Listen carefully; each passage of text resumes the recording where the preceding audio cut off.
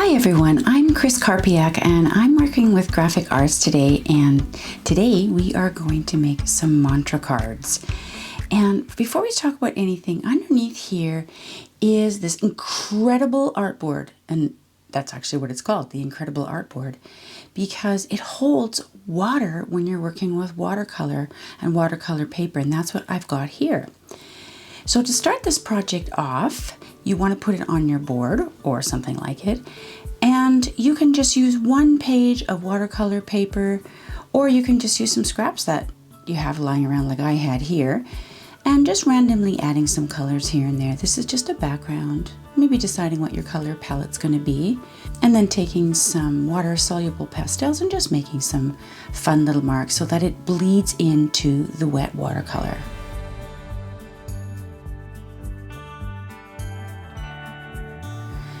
And when they're all dry, you might want to trim them up into the size that you want your cards to be.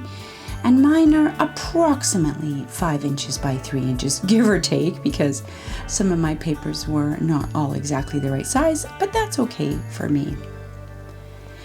And depending on how many cards you make, you want to just display them out on your table, find some text, some vintage text, some dictionary paper like I have here, and just tear some pieces and place them on your cards that we will adhere in a minute. I like to use gel medium, but you can use whatever you want to adhere your paper. You just want to make sure there's no bubbles if possible, and you can avoid that by using a plastic card and just squishing it down and going over top with some more gel medium. And then let's add some white acrylic paint, and I'm using this brand new spatula that I have here, this brand new palette knife, but certainly you can use whatever you want. You can use a catalyst tool, you can use a plastic card, you know, whatever you have kicking around. You could also just even use a brush. I just wanted the marks on here to be not so precise and a little bit, you know, varied.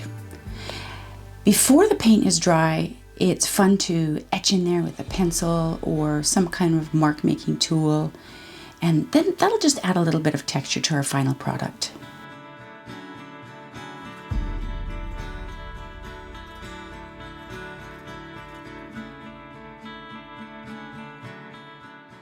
Now let's try some matte adhesive backed film for inkjet printers. And you'll see here that I've printed 2 of the exact same pages onto that film. And it's thick, it's wonderful. It's like a giant sticker essentially.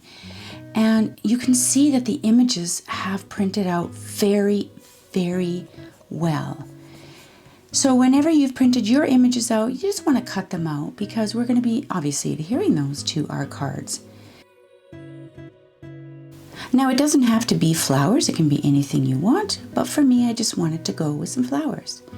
When you're placing them onto your card, you don't want to place it right in the middle, because putting it off to the side like that just sort of is a little bit more interesting for the eye. Now let's add actually some splatters with our black acrylic ink before we actually adhere our focal points, because we just want to give a little bit of contrast going on there. And I would say if you add them in the opposite corners there, that's going to be just fine and have a great little look and just give it a little bit of extra detail.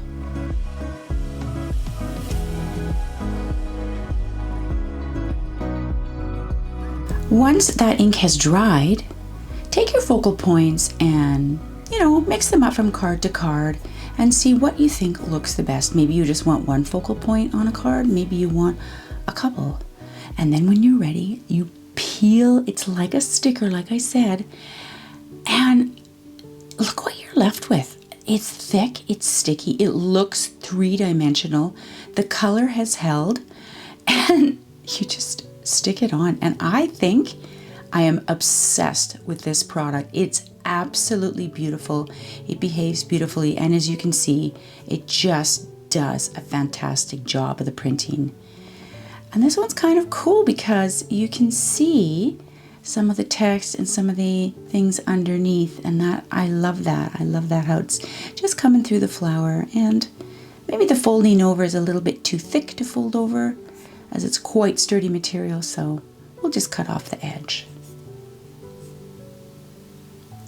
You can see how wonderfully this actually just peels off without tearing, because everything is nice and thick with this film. This one as well, you can see some faint blotches and text showing through, and I think that just adds really to the interest there. To make these cards look a bit more finished and polished, let's take some black archival ink and just kind of smudge it around the corners ever so slightly. Just gives it a little really faint little border.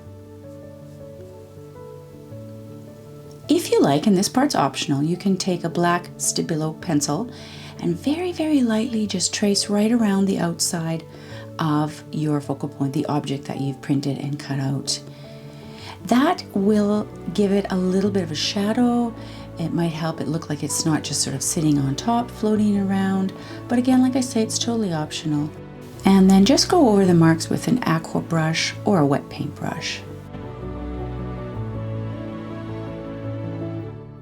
Now let's hop over to this clear film for inkjet printers. Again, this one is not adhesive, but it comes out so very well.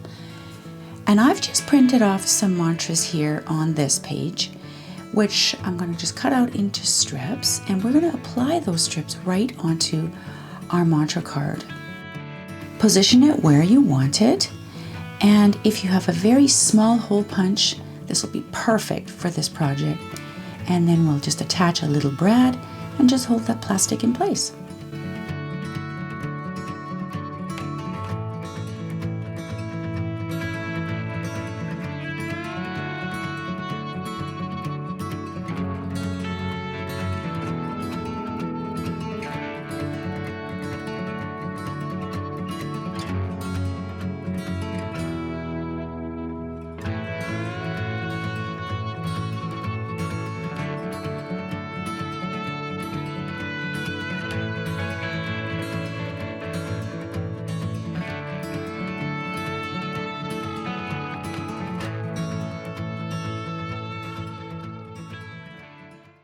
And here they are, the beautiful cards with these mantras that you can read to yourself or read them out loud. And as you go through these cards, enjoy this beautiful artwork that you created along with your cards. It's so very therapeutic, and it's just such a healing and a beautiful thing to do. Now, a few last optional steps are if you wanted to add some shrink film. And this shrink film comes in gold and silver, and today we're going to use the silver. And what you want to do on this film is draw an image, a simple image. It doesn't have to be anything fancy. I would not recommend using a stamp because the stamp ink just really doesn't dry unless you want to try using a stays-on pad. But I think to have drawing with your own hand really just makes it a little bit more artistic and has your own flair to it. You'll want to cut out each individual image, and you want to be sure to add a hole into each of the images as we will be hanging them with some thread. Place them on some parchment paper and throw them in your oven. About 320 degrees Fahrenheit I find is the best. Not even a minute, and ta-da! We have these absolutely gorgeous, sweet little tags that we can use in any of our projects, and it's such a fun thing to do. For our very final step, let's use some craft plastic. This plastic is fantastic. It's really thick, incredibly sturdy. It comes back with some tissue paper, and we are going to use it today to make a little envelope to just hold those beautiful mantra cards that we're making. Cut this to whatever size you think fits with your cards, and leave enough room for the cards to slide in and out too.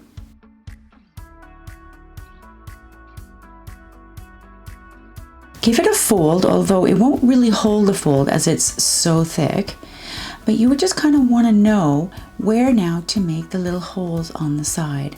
And I'm just taking a Sharpie and made little holes and taken my baby hole puncher again and went along that pattern so that we will be stitching in it. Make sure you do that to both sides. Now we've got some leftover images, maybe you will as well, and maybe it will be fun to put a little bit of an image on the back of our envelope before we sew it together.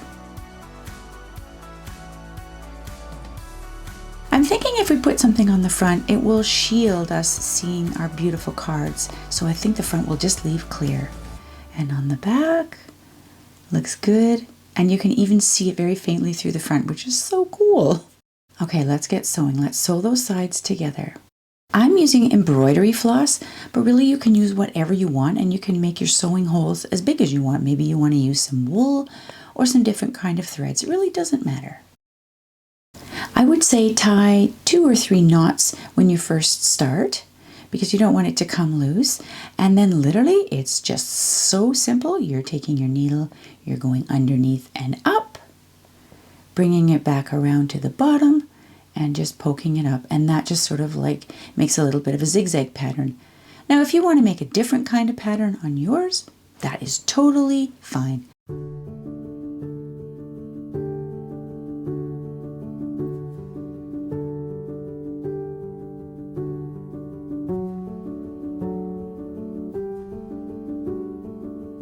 So when you come to the very last stitch, make a couple of knots, 2 or 3 again, but don't cut the thread off because we can use it to tie on our flowers. These are just really fun little elements that you could add to anything, not even just this envelope. But I thought this envelope, since it was clear, you know, maybe we want to do something fun and add a little bit of extra dimension to it.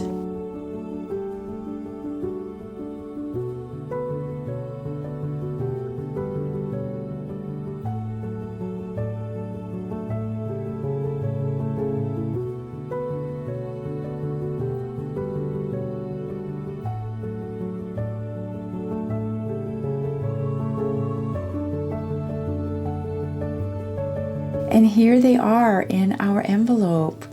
I think it looks so cute, and I love that it's see-through and we can see our cards. And you know, it just looks really happy there. They fit in nicely. I've left lots of space so the cards can slide in and out. There's the flower on the back again. And we can put this anywhere we want and refer to our cards anytime we want, and we can see the beauty. I really, really hope you enjoy making this project and giving it a go. It's very therapeutic to come up with the mantras, but also to do the artwork and play with some really, really fun and really great materials. Thank you so much for joining me once again. I'm Cristine Karpiak, working with Grafix. Take care, you. We will see you soon.